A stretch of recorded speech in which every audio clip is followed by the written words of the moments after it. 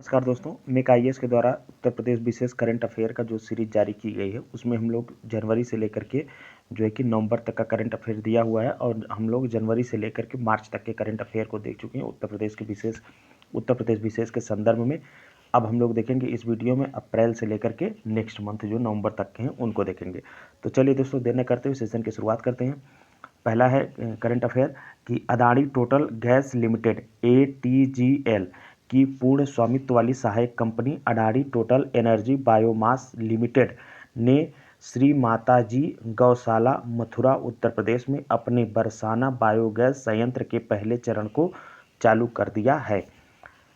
आगे साथियों कि भारत सरकार ने भारत से 1000 टन का काला नमक चावल के निर्यात की अनुमति दी है। किसने? भारत सरकार ने भारत से 1000 टन काला नमक चावल के निर्यात की अनुमति दी है। अब तक काला नमक के निर्यात पर प्रतिबंध था। भारत सरकार ने 6 कस्टम स्टेशन भी नामित किए हैं जिनके माध्यम से काला नमक चावल का भारत से निर्यात किया जा सकता है। काला नमक एक गैर बासमती सुगंधित चावल की किस्म है जो मुख्य रूप से उत्तर प्रदेश के तराई क्षेत्र में उगाई जाती है। तो साथियों, ये काला नमक चावल जो है कि उत्तर प्रदेश के तराई क्षेत्र में उगाया जाता है, इसलिए इसके बारे में जो भी बात हुई है ये इम्पॉर्टेंट हो गई। अब आगे देखते हैं कि एक अन्य SPV जलपुरा खुर्जा विद्युत पारेषण लिमिटेड का गठन उत्तर प्रदेश सरकार की अंतर्राज्यीय परिषद 400/220 kV 2x500 मतलब 500 MV GIS sub station metro depot जो कि ग्रेटर नोएडा में है संबंधित लाइनों के साथ और 400/220 kV 2x500 MVA GIS station Jalpura के निर्माण के लिए किया गया है। यह SPV सफल बोलीकर्ता Messrs the Tata Power Company Limited को सौंप दिया गया है। उत्तर प्रदेश के बुंदेलखंड क्षेत्र की स्वदेशी गेहूं की किस्म जिसे स्थानीय रूप से कठिया गेहूं, तो याद रखना हमको, कठिया गेहूं स्थानीय रूप से के नाम से जाना जाता है, को प्रतिष्ठित GI टैग प्रदान किया गया है। यह सम्मान पाने वाली उत्तर प्रदेश की यह पहली कृषि उपज है। तो दोस्तों, ये करंट अफेयर जो है ये वाला बहुत मोस्ट इम्पॉर्टेंट हो गया। चलिए अब आगे देखते हैं। 10 अप्रैल को उत्तर प्रदेश के उप मुख्यमंत्री ब्रजेश पाठक ने गोमती नगर में होम्यो शक्ति 2024 कार्यक्रम में विश्व होम्योपैथी दिवस समारोह का उद्घाटन किया। चित्रकूट के तुलसी सबरी झरना में उत्तर प्रदेश के पहले ग्लास स्काई वॉक ब्रिज का निर्माण किया गया। भगवान राम के धनुष और तीर की तरह दिखने वाले आकर्षक पुल का निर्माण 3.70 करोड़ रुपए की लागत से कोदंड वन क्षेत्र में किया गया था।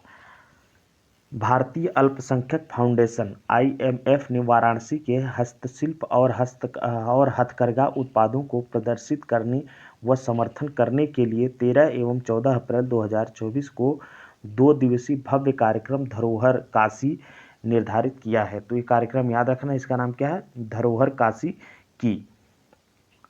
आगे है कि 16 अप्रैल 2024 को भारत की आज़ादी से जुड़ी वाराणसी की तिरंगा बर्फी को GI उत्पाद का दर्जा दिया गया है। तो कहाँ की है? यह वाराणसी की तिरंगा बर्फी है। तो ये पूछा जा सकता है, आज़ादी से यह जुड़ी है, भारत की आज़ादी से। आगे साथियों के साथ ही वाराणसी के एक अन्य उत्पाद ढलुआ मूर्ति धातु शिल्प मेटल कास्टिंग क्राफ्ट को भी GI श्रेणी में शामिल किया गया है। 16 अप्रैल 2024 को चेन्नई स्थित जियोग्राफिकल इंडिकेशन GI रजिस्ट्री कार्यालय ने नए उत्पादों की लिस्ट जारी की है। इस तरह बनारस क्षेत्र के कुल 34 उत्पादों और उत्तर प्रदेश में अब कुल 75 उत्पादों को GI टैग मिल चुका है। तो ये हमको आपको याद रखना है, उत्तर प्रदेश में कितने उत्पादों को जो है कि GI टैग मिल चुका है, तो 75। काशी को सर्वाधिक विविधता वाला GI शहर भी कहा जाता है। आगे साथियों को उत्तर प्रदेश के दीपांशु शर्मा ने 24 अप्रैल 2024 को दुबई संयुक्त अरब अमीरात में हो रहे एशियाई अंडर-20 एथलेटिक्स चैंपियनशिप में पुरुषों की भाला फेंक स्पर्धा में स्वर्ण पदक जीता है। तो इनका नाम याद रखना है, क्या नाम है इनका? दीपांशु शर्मा। और इन्होंने दुबई में जो संयुक्त अरब अमीरात में हो रही एशिया अंडर-20 एथलेटिक्स चैंपियनशिप है, इसमें इन्होंने पुरुषों की भाला फेंक स्पर्धा में स्वर्ण पदक जीता है। उसी स्पर्धा में प्रतिस्पर्धा करते हुए रोहन यादव ने रजत पदक जीता है। तो रोहन यादव ने रजत पदक जीता है और दीपांशु शर्मा ने जो है कि स्वर्ण पदक जीता है। किसमें? एशियाई अंडर-20 एथलेटिक्स चैंपियनशिप में, जो कि कहाँ हुई साथियों? संयुक्त अरब अमीरात में हुई है। प्रसिद्ध हिंदी फिल्म सुपरस्टार हेमा मालिनी और सायरा बानो तथा कला के संस्कृत के क्षेत्र की अन्य प्रमुख 8 हस्तियों को प्रतिष्ठित पंडित लच्छू महाराज पुरस्कार से सम्मानित किया जाएगा। यह पुरस्कार 31 अगस्त 2024 को लखनऊ उत्तर प्रदेश में आयोजित एक समारोह में दिया गया। हाल ही में सशस्त्र बल चिकित्सक सेवा AFMS ने भारतीय प्रौद्योगिकी संस्थान IIT कानपुर के साथ सहयोगात्मक अनुसंधान और प्रशिक्षण के लिए एक समझौता ज्ञापन पर हस्ताक्षर किए। इसके तहत AFMS और IIT कानपुर दुर्गम क्षेत्रों में सैनिकों के सामने आने वाली स्वास्थ्य समस्याओं के समाधान की दिशा में नई प्रौद्योगिकियों के अनुसंधान एवं विकास के लिए सहयोग करेंगे। उत्तर प्रदेश सरकार वर्ष 2027-28 तक मक्का का उत्पादन 3.2 मिलियन टन से अधिक तक बढ़ाने का लक्ष्य रखी है। तो ये बहुत इंपॉर्टेंट साथियों, ये पूछा जा सकता है ये सन कि कब तक जो है कि लक्ष्य रखा गया है। तो 2027-28 तक मक्का का उत्पादन कितना? 3.2 मिलियन टन से अधिक बढ़ाने का लक्ष्य रखी है। वर्तमान में विभिन्न मौसमों खरीफ, रबी और जायद में राज्य का मक्का उत्पादन जो है कि ये कितना है? इकाई, दहाई, सैकड़ा, हजार, 10,000, लाख, 8,30,000 जो है कि हेक्टेयर में 2.12 मिलियन टन होने का अनुमान है। तो ये 2.12 मिलियन टन है, जो इसको 3.2 मिलियन टन करने का लक्ष्य है। कब तक? वर्ष 2027-28 तक मक्का के उत्पादन को। अब आगे बढ़ते हैं साथियों। हाल ही में भारत, बांग्लादेश, श्रीलंका और नेपाल के वरिष्ठ कृषि अधिकारी 7वीं ISARC समन्वय समिति ICC की बैठक के लिए अंतर्राष्ट्रीय चावल अनुसंधान संस्थान IRRI दक्षिण एशिया क्षेत्रीय केंद्र वाराणसी में एकत्र हुए। अब आगे है कि हाल ही में उत्तर Pradesh power corporation limited UPPCL ने पावर बैंकों के माध्यम से 11 राज्यों से 5500 मिलियन यूनिट विद्युत का व्यापार किया है। विशाल भंडार संस्थान ने रामपंथ के सहयोग से राष्ट्रीय स्वयंसेवक संघ के वरिष्ठ पदाधिकारी की उपस्थिति में रामनवमी के अवसर पर श्री राम परिवार भक्ति आंदोलन शुरू किया। आंदोलन की शुरुआत लमही गांव में आयोजित महादीक्षा संस्कार से हुई, जहां 1100 लोगों ने राम परिवार भक्ति आंदोलन को पूरे देश में ले जाने का संकल्प लिया। तो कितने लोगों ने साथियों? 1100। तो एक डेटा हमको आपको याद रखना है। 1100 लोगों ने राम परिवार भक्ति आंदोलन को पूरे देश में ले जाने का संकल्प लिया। दलितों, आदिवासियों, किन्नरों और महिलाओं के एक समूह को दीक्षा लेने के बाद पुजारी के रूप में नियुक्त किया गया था। तो इसको एक बार पुनः पढ़ते हैं। देखिए, विशाल भारत संस्थान ने, किसने? विशाल भारत संस्थान ने रामपंथ के सहयोग से राष्ट्रीय स्वयंसेवक संघ के वरिष्ठ पदाधिकारी की उपस्थिति में रामनवमी के अवसर पर श्री राम परिवार भक्ति आंदोलन शुरू किया। तो कब ये रामनवमी के अवसर पर शुरू किया गया? कौन सा आंदोलन? श्री राम परिवार भक्ति आंदोलन। आंदोलन की शुरुआत लमही गांव से हुई है। लमही गांव में आयोजित महादीक्षा संस्कार जो है कि महादीक्षा संस्कार से हुई, जहां पर 1100 लोगों ने राम परिवार भक्ति आंदोलन को पूरे देश में ले जाने का संकल्प लिया। दलित, आदिवासियों, किन्नरों और महिलाओं के एक समूह को दीक्षा लेने के बाद पुजारी के रूप में नियुक्त किया गया था। अब आगे देखते हैं मई से संबंधित जो करंट अफेयर है उत्तर प्रदेश के संदर्भ में। तो पहला है साथियों कि केंद्रीय गृह मंत्रालय ने उत्तर प्रदेश के अमेठी में 8 रेलवे स्टेशनों के नाम में बदलाव को मंजूरी देने के लिए अनापत्ति प्रमाण पत्र जारी किया है। किसने? केंद्रीय गृह मंत्रालय ने।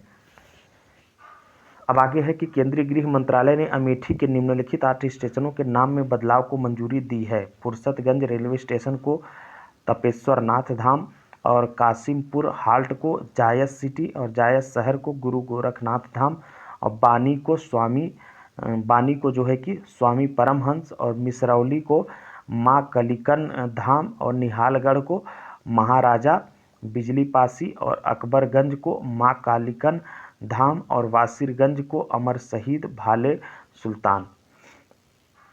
अंतर्राष्ट्रीय टेनिस परिसंघ ITF के जूनियर 30 टूर्नामेंट का उत्तर प्रदेश के लखनऊ में शुभारंभ हुआ। भारतीय वन्यजीव संस्थान की हालिया रिपोर्ट के अनुसार गंगा नदी बेसिन में 4000 से अधिक डॉल्फिन पाई गई हैं। तो कहाँ गंगा नदी बेसिन में कितनी डॉल्फिन पाई गई हैं? 4000 से अधिक। गंगा नदी और उसकी सहायक नदियों में पाई जाने वाली नदी डॉल्फिन में से 2000 से अधिक अकेले उत्तर प्रदेश में पाई जाती हैं।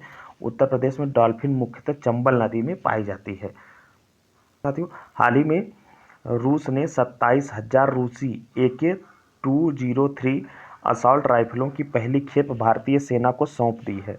तो ये हमको आपको याद रखना, रूस ने किसको कितनी 27,000 AK-203 असॉल्ट राइफलों की पहली खेप जो है कि भारतीय सेना को सौंप दी है। जुलाई 2021 में भारत और रूस के बीच हस्ताक्षरित एक अनुबंध के तहत रूस से प्रौद्योगिकी हस्तांतरण के साथ भारत में 6.1 लाख से अधिक AK-203 असॉल्ट राइफलों का निर्माण किया जाएगा। इस उद्देश्य के लिए वर्ष 2019 में उत्तर प्रदेश के कोरबा में संयुक्त उद्यम इंडो रूसी राइफल्स प्राइवेट लिमिटेड की स्थापना की गई थी। केंद्रीय विद्युत प्राधिकरण के हाल ही में जारी आंकड़ों के अनुसार 2023-24 में राज्य ट्रांसमिशन कंपनियों द्वारा ट्रांसमिशन लाइनें जोड़ने के मामले में उत्तर प्रदेश नंबर 1 राज्य के रूप में उभरा है। 2023-24 में राज्य सरकार के स्वामित्व वाली Uttar Pradesh Power Transmission Corporation Limited 220 kilowatt या उससे अधिक की 1460 CKM सर्किट किलोमीटर ट्रांसमिशन लाइनें जोड़ी। दूसरे स्थान पर गुजरात था। उत्तर प्रदेश के बहराइच जिले की 18 वर्षीय पिंक ई-रिक्शा चालक आरती ने 22 मई 2024 को अमल क्लूनी महिला सशक्तिकरण पुरस्कार जीता। किसने? 18 वर्षीय पिंक ई-रिक्शा चालक आरती ने। यह पुरस्कार लंदन में प्रिंस ट्रस्ट अवार्ड में प्रदान किया गया, जहां आरती ने बर्किंघम पैलेस में किंग्स चार्ल्स तृतीय से मुलाकात की। यमुना एक्सप्रेसवे औद्योगिकी विकास प्राधिकरण YEIDA ने building plan management system BPMS नामक एक प्रणाली शुरू की है जो 34,000 से अधिक आवासीय भूखंड मालिकों को अनुमोदन के लिए अपनी भवन योजना ऑनलाइन जमा करने में सक्षम बनाती है। हाल ही में वायुसेना के विशेष बल गरुड़ कमांडो के प्रशिक्षण के सफल समापन को चिन्हित करने के लिए Garud regiment training centre GRTC वायुसेना स्टेशन चांदीनगर उत्तर प्रदेश में मरून बेरेट सेरेमोनियल परेड आयोजित की गई थी। आगे है कि उत्तर प्रदेश नोडल तकनीकी विश्वविद्यालय में भविष्य के कार्यबल को आधुनिक उद्योग 4.0 संकल्पना के साथ संरेखित करने की दिशा में आर्टिफिशियल इंटेलिजेंस और क्लाउड कंप्यूटिंग प्रशिक्षण के लिए प्रौद्योगिकी प्रमुख इंटरनेशनल बिजनेस मशीन्स कॉरपोरेशन के साथ समझौता किया गया है। अब देखते हैं जून 2024 से संबंधित जो करंट अफेयर है, तो उसमें साथियों की केंद्रीय कृषि और परिवार कल्याण मंत्रालय के अनुसार जून 2023 से मई 2024 की अवधि के दौरान देश भर में 1,16,000 किसानों ने स्वेच्छा से PM किसान योजना के तहत अपना लाभ छोड़ दिया है। तो ये पूछा जा सकता है कि कितने लोगों ने जो है कि PM किसान योजना के तहत जो लाभान्वित हो रहे थे उन्होंने अपना लाभ छोड़ दिया। तो 1,16,000 किसानों ने। यह योजना 24 फरवरी 2019 को उत्तर प्रदेश के गोरखपुर में प्रधानमंत्री द्वारा शुरू की गई थी। यह 100% केंद्र प्रायोजित योजना है, जिसके तहत किसानों को प्रतिवर्ष 6,000 रुपये मिलते हैं। स्वेच्छा से PM किसान योजना छोड़ने वाले 1,16,000 किसानों में से सबसे अधिक बिहार से हैं, उसके बाद उत्तर प्रदेश और राजस्थान का स्थान है। मतलब सबसे ज़्यादा स्वेच्छा से जो 1,16,000 लोगों ने छोड़ा उनमें सबसे ज़्यादा बिहार से, उसके बाद सेकंड नंबर पर यूपी से, थर्ड नंबर पर जो है कि राजस्थान से। राष्ट्रीय मानवाधिकार आयोग ने केंद्रीय महिला एवं बाल विकास मंत्रालय और राजस्थान, मध्य प्रदेश, उत्तर प्रदेश और गुजरात राज्यों को नाता प्रथा नामक प्रथा के संबंध में नोटिस जारी की। राष्ट्रीय मानवाधिकार आयोग ने किसमें? नाता प्रथा में। इसमें कुछ समुदायों की कम उम्र की लड़कियों को स्टाम्प पेपर पर बेचना या उनकी शादी करवाना शामिल है। ये बिक्री और शादियां आमतौर पर उनके परिवारों द्वारा ही आयोजित की जाती हैं। अब आगे है कि अंतर्राष्ट्रीय खगोलीय संघ IAU ने मंगल ग्रह पर खोजे गए 2 नए गड्ढों क्रेटर का नाम भारतीय राज्यों उत्तर प्रदेश और बिहार के 2 छोटे शहरों के नाम पर रखने की मंजूरी दी है। अंतर्राष्ट्रीय खगोलीय संघ ने यह बात बोली है, तो बहुत इंपॉर्टेंट हो जाता है। अब देखते हैं, देखिए अंतर्राष्ट्रीय खगोलीय संघ ने एक अन्य गड्ढे का नाम भारत के भौतिक अनुसंधान प्रयोगशाला PRL के पूर्व निदेशक प्रोफेसर देवेंद्र लाल के नाम पर करने को भी आधिकारिक तौर पर मंजूरी दे दी है। ये तीनों गड्ढे मंगल ग्रह पर थारिस ज्वालामुखी क्षेत्र में स्थित हैं। इन तीनों में सबसे बड़ा गड्ढा 65 किलोमीटर चौड़ा है। इसका नाम प्रोफेसर देवेंद्र लाल के सम्मान में लाल क्रेटर के नाम दिया गया है। दूसरे और तीसरे गड्ढे को मुर्सन क्रेटर और हिल्सा क्रेटर नाम दिया गया है। इनमें प्रत्येक का व्यास 10 किलोमीटर है। मुर्सन और हिल्सा का नाम क्रमशः PRL के वर्तमान निदेशक डॉक्टर अनिल भारद्वाज और PRL के वैज्ञानिक डॉक्टर राजीव रंजन भारती के जन्म स्थानों के सम्मान में चुने गए हैं। उत्तर प्रदेश सरकार ने MotoGP इवेंट के लिए अपनी योजनाओं का खुलासा किया है, क्योंकि इसे 2025 से 2029 तक नोएडा शहर द्वारा आयोजित किया जाएगा और स्पेन के डोरना स्पोर्ट्स और भारतीय भागीदार फेयर स्ट्रीट स्पोर्ट्स के साथ सहयोग की घोषणा की है। प्रधानमंत्री ने वाराणसी उत्तर प्रदेश में किसान सम्मान सम्मेलन को संबोधित किया। तो ये पूछा जा सकता है कि प्रधानमंत्री ने उत्तर प्रदेश में किसान सम्मान सम्मेलन को संबोधन कहाँ किया, तो वाराणसी में किया। और लगभग 9.26 करोड़ लाभार्थी किसानों को प्रत्यक्ष लाभ अंतरण के माध्यम से प्रधानमंत्री किसान सम्मान निधि की 17वीं किस्त जारी की, जिसकी राशि 20,000 करोड़ रुपए से अधिक है। उत्तर प्रदेश के महाराजगंज में गिद्धों की एशियन किंग प्रजाति के लिए विश्व का पहला संरक्षण और प्रजनन केंद्र स्थापित किया जाएगा। तो किसके लिए साथियों? एशिया किंग प्रजाति के लिए जो है कि विश्व का पहला संरक्षण और प्रजनन केंद्र स्थापित किया जाएगा। केंद्र का नाम जो है वह जटायु संरक्षण और प्रजनन केंद्र है। अब आगे देखते हैं।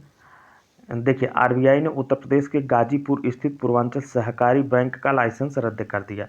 RBI ने उत्तर प्रदेश के गाजीपुर में स्थित जो है कि पूर्वांचल सहकारी बैंक थी, उसका लाइसेंस जो है कि रद्द कर दिया गया है। IAS मनोज कुमार सिंह उत्तर प्रदेश के नए मुख्य सचिव बनाए गए हैं। कौन? मनोज कुमार सिंह, जो कि उत्तर प्रदेश के नए मुख्य सचिव बने हैं।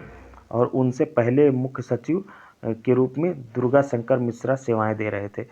तो ये दुर्गा शंकर मिश्रा जी कई दिनों से थे और इनका टेन्योर भी कई बार बढ़ा था, तो इस वजह से अभी इम्पोर्टेंट हो जा रहा है कि अब कौन है? मनोज कुमार सिंह जो उत्तर प्रदेश के मुख्य सचिव बनाए गए हैं।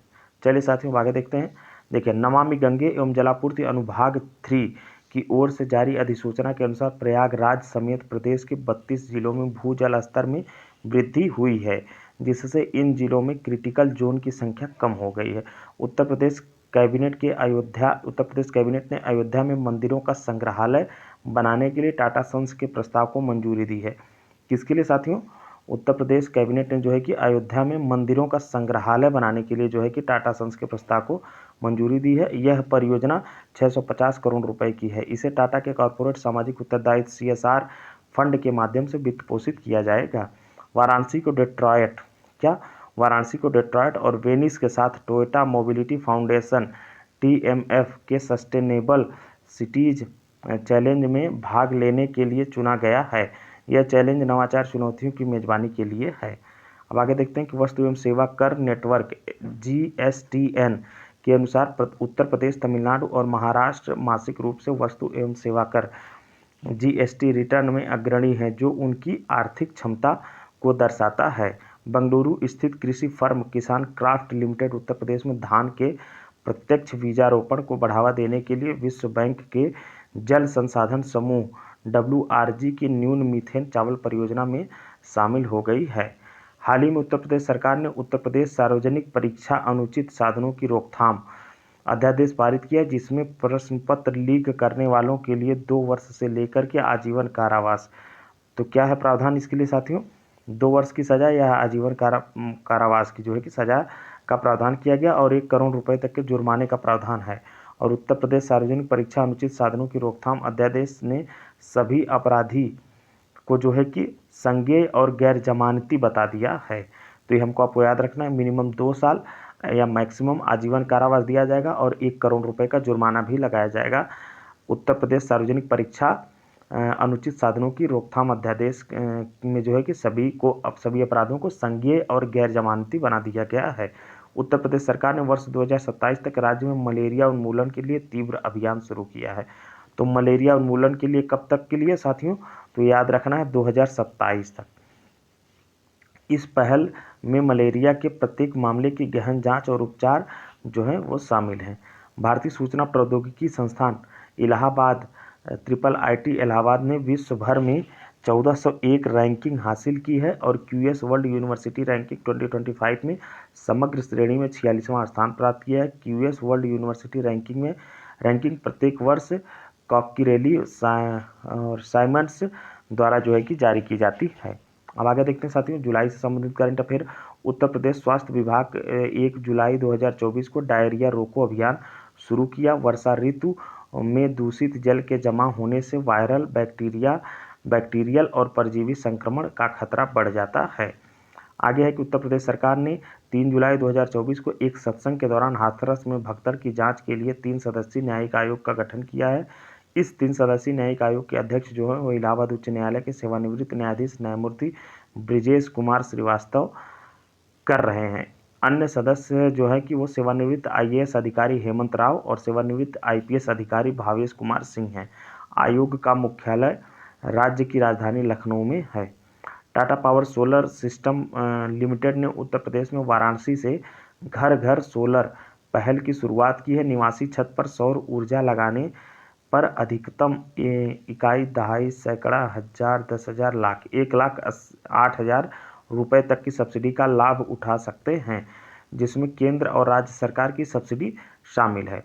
उत्तर प्रदेश सरकार ने अन्य राज्यों, केंद्र शासित प्रदेश और नेपाल के साथ सीमा साझा करने वाले राज्यों के 35 जिलों में मित्र वन स्थापित करने की एक बड़ी पहल की घोषणा की है। वृक्षारोपण जन अभियान 2024 के तहत इन 35 जिलों में मित्र वन स्थापित करने के लिए व्यापक वृक्षारोपण किया जाएगा। वृक्षारोपण जन अभियान 2024 के तहत प्रत्येक जिले में मित्र वन के साथ साथ शक्ति वन, युवा वन और बाल वन जैसे विशेष वन भी स्थापित किए जाएंगे। उत्तर प्रदेश वन विभाग वृक्षारोपण जन अभियान 2024 के तहत मित्र वन योजना को लागू करने के लिए नोडल एजेंसी है। उत्तर प्रदेश का वन विभाग जो है किसके लिए नोडल एजेंसी है, इसलिए वो इम्पोर्टेंट हो जाता है। 10 जुलाई को उत्तर प्रदेश के वन विभाग ने लेटेस्ट अपडेट जारी किया है। इसमें बताया है कि 2024 ग्रीष्मकालीन जनगणना के आंकड़ों के अनुसार राज्य पक्षी सारस की कुल आबादी राज्य में बढ़कर 19,918 हो गई है और पिछले वर्ष की तुलना में इस साल 396 सारस पक्षी की वृद्धि हुई है। राज्य में 10,000 नागरिकों की मदद से वन विभाग द्वारा ग्रीष्मकालीन जनगणना आयोजित की गई थी। 10 वर्षों में पहली बार राज्य के मऊ वन प्रभाग में 6 सारस पक्षी गिने गए। सारस पक्षी की सबसे अधिक संख्या 3,289 इटावा वन प्रभाग में देखी गई थी। सारस पक्षी को 2014 में उत्तर प्रदेश का राज्य पक्षी घोषित किया गया था। यह विश्व का सबसे ऊंचा पक्षी है जो उड़ सकता है। यह विश्व का सबसे ऊंचा उड़ने वाला पक्षी है। हाल ही में नीति आयोग ने SDG इंडिया इंडेक्स 2023-24 जारी किया है। यह 113 संकेतकों पर सभी राज्यों और केंद्र शासित प्रदेशों की राष्ट्रीय प्रगति को मापता है। तो साथियों ये हमको आपको याद रखना है कि नीति आयोग ने जारी किया है, तो बहुत इंपॉर्टेंट है। SDG इंडिया इंडेक्स 2023-24 और इसमें कितने संकेतक शामिल किए गए हैं? 113 संकेतक शामिल किए गए हैं और 2018 और 2023-24 के बीच सबसे तेजी से आगे बढ़ने वाले राज्य उत्तर प्रदेश। इसका स्कोर कितना है? 25। इस स्कोर में जो है कि 25 की वृद्धि हुई। इसके बाद जम्मू कश्मीर 21 और उत्तराखंड जो है ये 19 और सिक्किम 18, हरियाणा 17, असम, त्रिपुरा और पंजाब 16-16, मध्य प्रदेश और ओडिशा जो है कि 15-15 हैं। तो सबसे तेजी से बढ़ने वाला राज्य जो है उत्तर प्रदेश है, जिसके स्कोर में जो है कि 25 की वृद्धि हुई है। उत्तर प्रदेश के मुख्यमंत्री योगी आदित्यनाथ ने अवध शिल्प ग्राम में उत्तर प्रदेश आम महोत्सव 2024 का उद्घाटन किया। कहाँ पर? अवध शिल्प ग्राम में।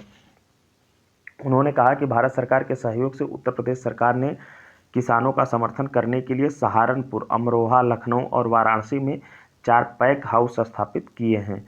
उत्तर प्रदेश सरकार ने राज्य के किसानों को वृक्षारोपण अभियान में भाग लेने और कार्बन क्रेडिट अर्जित करने के लिए प्रोत्साहित कर उनकी आय बढ़ाने के लिए एक पहल शुरू की है। इस पहल के तहत योगी आदित्यनाथ सरकार 20 जुलाई 2024 को राज्य में बड़े पैमाने पर वृक्षारोपण अभियान शुरू करेगी, जिसमें 36.50 करोड़ पौधे लगाने का लक्ष्य है।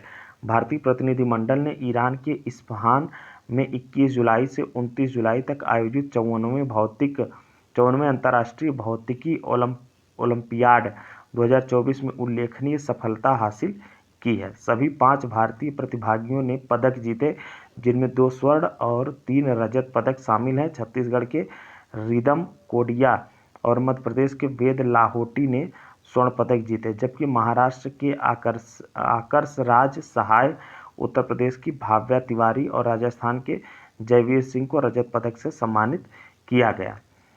हाल ही में भारत और डेनमार्क सरकार के बीच हरित रणनीतिक साझेदारी ने प्रमुख सहयोग को सुगम बनाया है, जिसके परिणामस्वरूप वाराणसी में स्वच्छ नदियों पर स्मार्ट प्रयोगशाला SLCR की स्थापना हुई है। 30 जुलाई को नई दिल्ली में उत्तर प्रदेश रक्षा औद्योगिक गलियारे के तहत 3 अत्याधुनिक परीक्षण सुविधाएं स्थापित करने के लिए उत्तर प्रदेश एक्सप्रेसवे औद्योगिक विकास प्राधिकरण के साथ एक समझौता किया है। इसके तहत लखनऊ में एक और कानपुर में 2 सुविधाएं स्थापित की जाएंगी।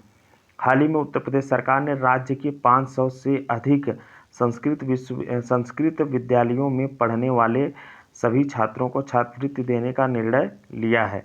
राज्य ने यह शर्त भी हटा दी कि उनकी पारिवारिक आय वार्षिक 50,000 रुपये से कम होनी चाहिए। अब देखते हैं गैर कानूनी धर्म परिवर्तन प्रतिषेध संशोधन विधेयक 2024 में क्या क्या बातें हैं। देखिए, उत्तर प्रदेश विधानसभा ने गैर कानूनी धर्म परिवर्तन प्रतिषेध संशोधन विधेयक 2024 पारित कर दिया है। संशोधनों का उद्देश्य सजा को बढ़ाकर इस अधिनियम को और अधिक कठोर बनाना है। इस विषय के तहत राज्य और अवैध धर्म परिवर्तन पर 3 से 10 वर्ष की सजा का प्रावधान किया गया। तो आपको याद रखना है, ये सजा का प्रावधान कितने वर्ष का? 3 से 10 वर्ष। वहीं सामूहिक धर्म परिवर्तन और विदेशी फंड से धर्म परिवर्तन कराने पर 7 से 14 वर्ष की सजा कि तय की गई है। विधेयक में यह भी कहा गया है कि अगर धर्म परिवर्तन के लिए किसी व्यक्ति के जीवन अथवा संपत्ति को खतरे में डाला जाता है या बल प्रयोग किया जाता है या धर्म परिवर्तन के लिए विवाह किया जाता है या विवाह का वादा किया जाता है, तो ऐसे मामले में कारावास की अवधि 20 वर्ष से लेकर के आजीवन कारावास तक हो सकती है। आगे इस विधेयक में क्या कहा गया है कि अगर किसी नाबालिग महिला या व्यक्ति को बहला फुसलाकर मानव तस्करी की जाती है, तो ऐसे मामले में 20 वर्ष से लेकर आजीवन कारावास तक की सजा हो सकती है। आगे है कि उत्तर प्रदेश सरकार ने वर्ष 2021 में गैर कानूनी धर्म परिवर्तन के विरुद्ध पहला कानून बनाया था। तो ये पूछा जा सकता है कि उत्तर प्रदेश ने गैर कानूनी धर्म परिवर्तन के विरुद्ध पहला कानून कब बनाया था? तो वर्ष 2021 में बनाया था। चलिए साथियों, अब देखते हैं अगस्त महीने का। देखिए, भारत सरकार और विश्व बैंक ने हिमाचल प्रदेश, राजस्थान, उत्तर प्रदेश और आंध्र प्रदेश राज्यों के लिए 781 किलोमीटर की कुल लंबाई से हरित राष्ट्रीय राजमार्ग गलियारा परियोजना निर्माण के लिए $500 मिलियन की ऋण सहायता के साथ एक समझौते पर हस्ताक्षर किए हैं, जबकि कुल परियोजना लागत $1288.24 मिलियन मतलब कि 7,662.47 करोड़ रुपए है। आगे है कि केंद्रीय वाणिज्य एवं उद्योग राज्य मंत्री जितिन प्रसाद ने उत्तर प्रदेश के ग्रेटर नोएडा में pharma export promotion council of India और वाणिज्य एवं उद्योग मंत्रालय द्वारा आयोजित 3 दिवसीय अंतर्राष्ट्रीय फार्मा एवं स्वास्थ्य सेवा प्रदर्शनी का उद्घाटन किया। 28 अगस्त को शिक्षा मंत्रालय ने हायर एजुकेशन इंस्टीट्यूट्स और पॉलीटेक्निक्स में बेहतरीन प्रदर्शन करने वाले टीचर्स को मिलने वाले नेशनल अवार्ड टू टीचर्स 2024 के लिए सिलेक्टेड टीचर्स की लिस्ट जारी कर दी। इसके लिए देश भर से 16 टीचर्स का चयन किया गया है। उत्तर प्रदेश से Bundelkhand institute of engineering and technology के प्रोफेसर शहनाज आयूब और BHU के प्रोफेसर बिरिंची कुमार शर्मा को अवार्ड के लिए चुना गया है। उत्तर प्रदेश सरकार कि 50,000 करोड़ रुपए के वार्षिक कृषि निर्यात के लक्ष्य को प्राप्त करने की दिशा में एक कदम के रूप में फसल विशिष्ट वस्तु बोर्ड स्थापित करने की योजना बना रही है। इस पहल का उद्देश्य आगामी 4 वर्षों में कृषि उत्पादकता को बढ़ावा देना, खाद्य प्रसंस्करण को उत्प्रेरित करना और कृषि मूल्य श्रृंखला को पुनः सक्रिय करना है। हाल ही में उत्तर प्रदेश ने अयोध्या में सौर ऊर्जा संयंत्र के माध्यम से 40 मेगावाट विद्युत उत्पादन क्षमता हासिल की है, जिसके कारण अयोध्या को उत्तर प्रदेश सौर ऊर्जा नीति 2022 के अंतर्गत आदर्श सौर नगर बन गया है। अब आगे साथियों कि उत्तर प्रदेश सरकार ग्रामीण आय को बढ़ावा देने के उद्देश्य से विश्व बैंक द्वारा वित्त पोषित 4000 करोड़ रुपए की कृषि व्यवसाय और उद्यमिता परियोजना शुरू करने की तैयारी कर रही है। उत्तर प्रदेश सरकार जो है ये ग्रामीण आय को बढ़ावा देने के उद्देश्य से विश्व बैंक द्वारा वित्त पोषित 4000 करोड़ रुपए की कृषि व्यवसाय और उद्यमिता परियोजना शुरू करने की तैयारी कर रही है। इस पहल से पूर्वी उत्तर प्रदेश और बुंदेलखंड क्षेत्र के 28 जिलों के किसानों, कृषि समूहों तथा कृषि सूक्ष्म लघु एवं मध्यम उद्यमों को लाभ होगा। उत्तर प्रदेश के मुख्यमंत्री युवा उद्यमी विकास अभियान युवा योजना शुरू करने जा रहे हैं। इसका उद्देश्य राज्य के युवाओं में उद्यमिता को बढ़ावा देना है। इस योजना के तहत राज्य सरकार का लक्ष्य प्रत्येक वर्ष जो है कि 5 लाख रुपए तक की परियोजनाओं के लिए ब्याज मुक्त ऋण प्रदान करके